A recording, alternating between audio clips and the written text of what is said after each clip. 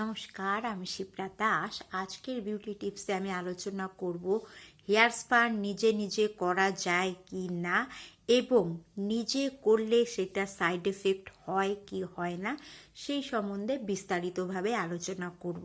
তার আগে আমি একটা কথা আমার দর্শকদের বা আমার প্রিয়জন বা বন্ধুদেরকে জানাতে চাই যে আমার আগের যে চ্যানেলটা ছিল ওটা আমার ব্লক হয়ে গেছে। কি করে হয়েছে এটা আমি বুঝতে পারিনি এবং জানিও না, সেটা খুলতে পারিনি বলে আমি নতুন একটা চ্যানেল খুললাম। এর মধ্যে সবাই আসুন এবং আমি এইটার লিঙ্ক পুরোনোটাই দিয়ে রাখবো, সেখান থেকেও আপনারা এখানে আসতে পারেন। তো এইবার আমি বিস্তারিতভাবে আলোচনা করব হেয়ার স্পার সম্বন্ধে। প্রথমত হলো হেয়ার স্পা নিজে নিজে করা যায় কি যায় না সেটার অ্যান্সার। প্রথমত হেয়ার স্পা নিজে নিজে করা যায় না, কারণ হেয়ার স্পা করতে গেলে পুরো শরীরটাকে রিল্যাক্স দিতে হবে। মানে আপনার মাথায় যদি রিল্যাক্স হয় তাহলেই আপনার হেয়ার স্পা সাকসেস হবে, আর নিজে নিজে করলে সেটা হেয়ার স্পা সাকসেস হবে না। যেরকম আপনার হাতটা এরকম থাকবে, এরকম থাকলে তো আপনার মাথাটা রিল্যাক্স হবে না। যেরকম পেছনের হেয়ার স্পা করতে গেলে কমসে কম এরকম করে দিতে হয়। এটা দিতে গেলে তো পেছনেটা তো আপনার যাবে না, আর অনেক লম্বা চুল হলে টার্নিং পোর্শনটা আসবে না। সেই জন্য এটা নিজে নিজে করা যাবে না। দ্বিতীয়ত হেয়ার স্পা নিজে করলে সাইড এফেক্ট হয় কি হয় না। নিজে নিজে হেয়ার স্পা করলে সাইড এফেক্ট হয়, একদম পাক্কা হয়। 90% তো আপনার সাইড এফেক্ট হবেই।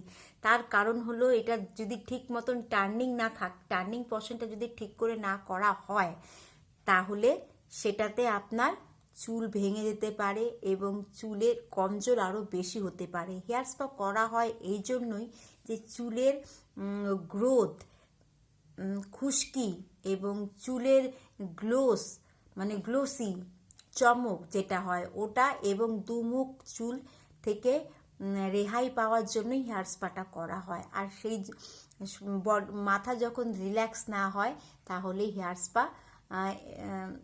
হেয়ার স্পা যদি নিজে করা হয় তাহলে মাথা রিল্যাক্স পাবে না। তাই জন্যই এটা সাইড এফেক্ট বড় হবে। আর তার থেকে বড় হলো হেয়ার স্পা ক্রিম এখানে চুলের গোড়ায় যেন না লাগে। চুলের গোড়ায় লাগলে বড় সাইড এফেক্ট হবে, চুল পড়ে যাবে। 2, হেয়ার স্পা করার শেষে একটা মাসাজ হয়, যেটা হয় দুটো হাত আঙ্গুলের নখ অবধি, দুটো হাতের এবং ঘাড় তার থেকে কোমর অবধি মাসাজ দিতে হবে পেছনে ব্যাকে, আর তার সঙ্গে হেড মাসাজও দিতে হবে, নাহলে সাইড এফেক্ট হবে। কারণ হেয়ার স্পা হলো প্রচুর ঠান্ডা ক্রিম, প্রচুর ঠান্ডা। এটা অনেক সময় ঠিক মতন যদি মাসাজ না পড়ে ঠান্ডা লেগে যায়।